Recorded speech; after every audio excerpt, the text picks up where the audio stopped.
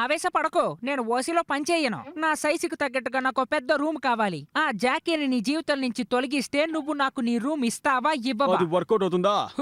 Work out అవుతుంది. Kick, నువ్వు వీడు ఒప్పందానికి ఒప్పుకోకూడదు. వీడు మామూలుడు కాదు.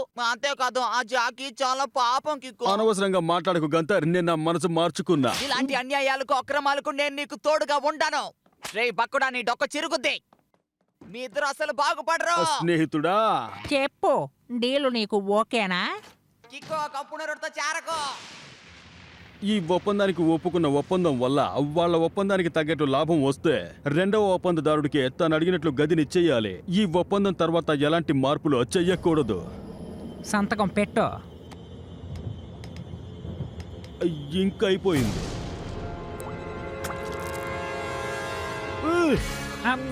దాంతో అడ్జస్ట్ చేసుకో. అట్టాగే ఇది వర్కౌట్ అవుతుందిగా అన్నలు. నువ్వేమి కంగారు పడకు. ఆ